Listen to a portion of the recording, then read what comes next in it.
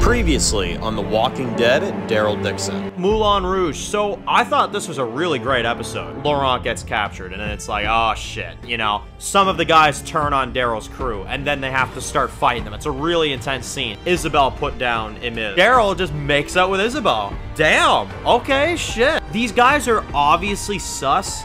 You will join us on our mission. Like, what the fuck?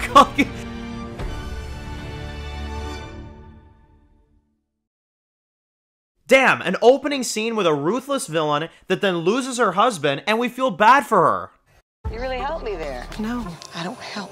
You don't help? On the next episode of AMC's Fear the Walking Dead. And neither do you? Ha! Suck it, Fear. Hey guys, it's Dan, your host of your Dan's Reviews, and today I'm back for another video for The Walking Dead, Daryl Dixon, The Book of Carol Season 2. We're going to be talking about our next episode for this season. This is episode 3 we're reviewing today. This one is titled L'Invisible.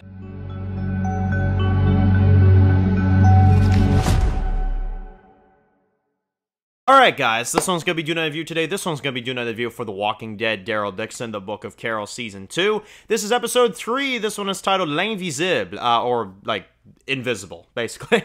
This episode, jeez, holy shit, this one moved fast. This was a great episode.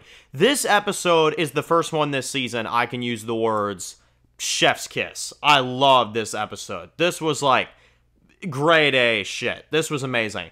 So, this episode, there's a lot going down. We've got battles, we've got backstories, we've got intense scenes, cinematography at its all-time high. I mean, it always is with this show, but this was one of my favorite episodes of Daryl Dixon. Honestly, this was incredible. This episode, we basically focus on Janae at the beginning, right? We see that she is a janitor at this location, that, like, triangle, like, location or whatever. And we actually get her perspective on the outbreak, which I thought was fantastic. We see her on the phone, right? She's trying to reach her husband. She then sees him through the glass, right? Which I thought was pretty cool. And she's, like, on the phone with him, and you got this walker that comes up behind him and eats him alive, but the thing is, she can't get to him because the officers are keeping her in because it's not safe to go out. Really intense, as she has to sit there and watch him get ripped apart in front of her. Fuck. That was intense. That was seriously intense. I was, like, pumped up at the beginning of this episode, you know? But anyway, as if that wasn't crazy enough, she then kind of loses her mind in there, basically, as time goes on, you know, which obviously makes sense. And she forms a group, and we find out throughout the episode that the group that she formed is actually from this museum, from this place.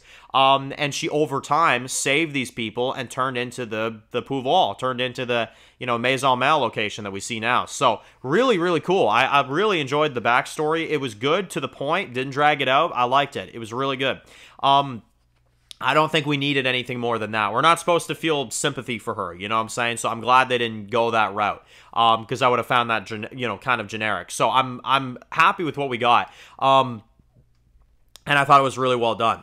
Now, anyway, basically after that, we've got the current day storyline, where we've got two things. We've got Carol that is in the Maison Mel. We've got her that is basically trying to figure out just anything about Daryl, but she's also trying to blend into the place. And we see early on in the episode, they're taking prisoners and they're testing them and they're killing them and they're injecting them with that serum, that crazy shit that pumps them up, you know? Insane. And they turn quickly and then they gun them down. I'm like, holy fuck, you know? And Carol is seeing the evil acts that they're doing. Like, she knows. She's like, no, what the hell? And you've got this guy, this kind of like nerdy looking guy with the glasses and stuff, you know? And you think at first that he's like some scared, you know, terrified dude, you know, which he is in his own right, but it's pretty intense because you've got Carol that runs into Caudron. She kind of, you know, meets him for the first time and stuff, and she finds out about Daryl, right? And as soon as she finds out about that, it's over. She's trying to figure out a way out, you know what I mean? But he says, like, yeah, Dixon, he's at the nest, you know, you can go find him, but, you know, if Janae gets to him first, he's a dead man. And I appreciated that Caudron told her, you know, that was a good move from him. But he's still just screwed up looking too, man. They really messed with him, like, hardcore.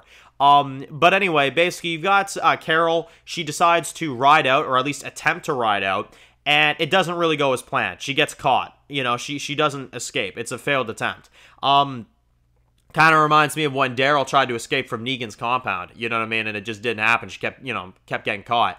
That's kind of how it's going here, you know? But I thought it was an intense scene because Carol is obviously truthful with Madame Genet, tells her about Daryl, but she kind of bends the truth again and basically kind of gets her to think that she wants Daryl dead. So then Genet's like, oh, well, the kill is yours if you want it, you know? Carol is so good, man. She just knows exactly what to do at exactly the right time. I love Carol, man. I really do.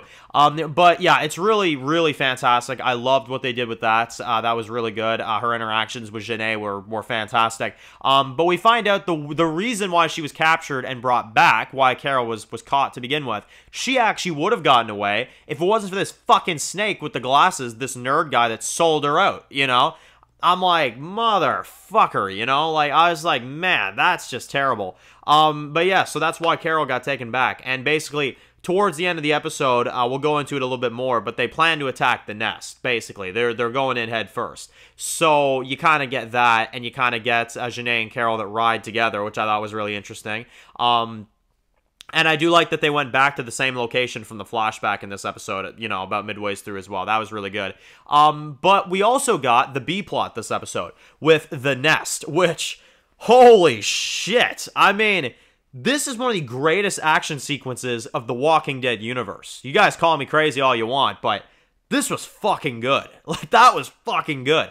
You've got basically Laurent that is drugged up by Lozang's bullshit, right? You've got Sylvie that's kind of looking into this. She's snooping around. She gets too involved. They take her, and they fucking kill her. I was like, what the fuck? Like, this season just, like, completely started to throw me off.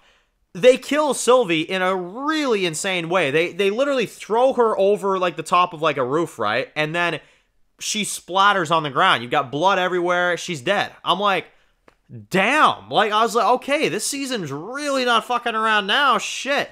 You know, like I said, Sylvie was never one of my favorite characters, but I'll say this, I'm shocked that they did that when they did that, you know? And it was a good villain moment for Lozang.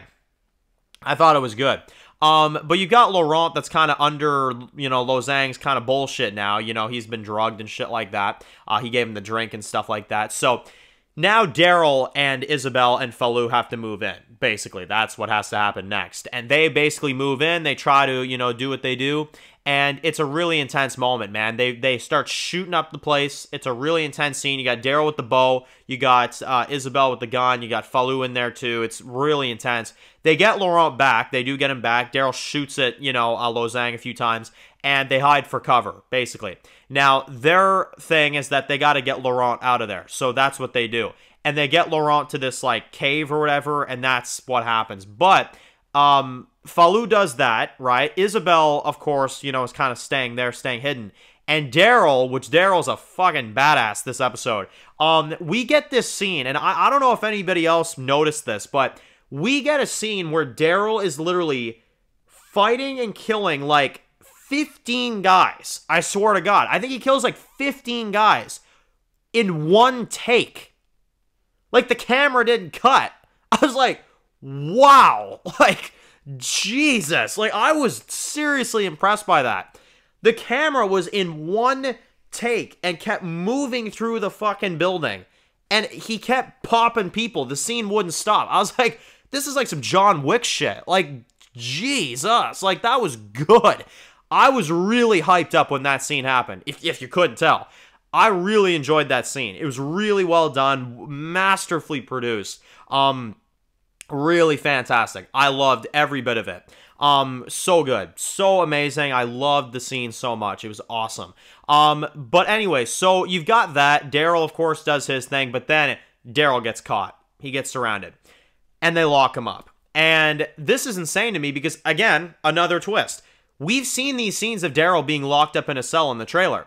I thought Genet had him. No, not at all. It's Lozang. Lozang is the hidden villain this entire season, which I might as well just say. Like, I didn't see that shit coming at all. Like, I actually love the Prophecy storyline. You guys call me nuts. I actually love it, and I'll tell you why. This episode did so many good things for me because it took a storyline in season 1 that I thought was absolute bullshit, you know what I mean?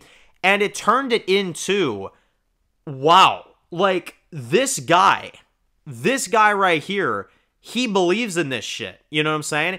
And now it's used as a villain motive to get him away from Daryl, you know what I mean? When Daryl and Laurent have this, you know, this bond, and obviously Isabel cares for Laurent and they need him safe, but you got this guy that actually believes in the prophecy and he's lost his shit, you know?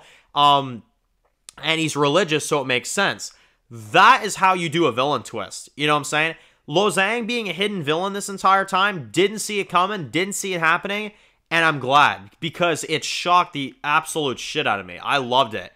But yeah, Daryl's captured, and at the end they bring in Isabel too, and you know, you kind of have Daryl that tells her this story just to kind of relax her and stuff, you know, to kind of keep her calm. But goddamn, I mean, that was intense. So now they're locked up, right? So we have to see where that goes next. But the episode ends basically where Carol, Janae, and the rest end up at the nest, outside of the nest. They're ready to attack it. And you've basically got a whole bunch of these people that they've got lined up in the line of fire, you know what I'm saying? And they're going to turn them into, you know, crazy running walkers and then send them out. And Carol, you know, at least by the looks of it, is going to be right in the middle of this entire thing. And they cliffhanger the episode. I was like, son of a bitch, you know? So, yeah, really, really fantastic episode. Really great.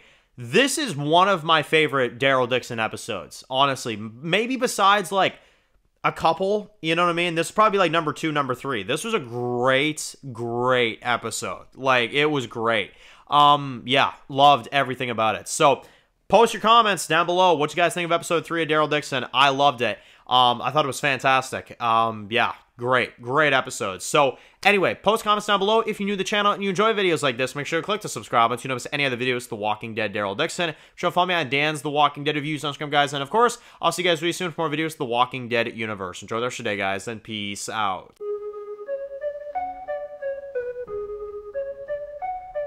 Born in the dark alleys, city of concrete. Dan's reviews blowing up, never taste defeat. Walking Dead dissected every plot twist beat. World gone mad, TV junkies need a treat. Typing up scripts, marathon through the night. His opinions hit harder than a street fight scene. Every episode, brain sharper than a knife. He's the beacon of critique, shedding TV light.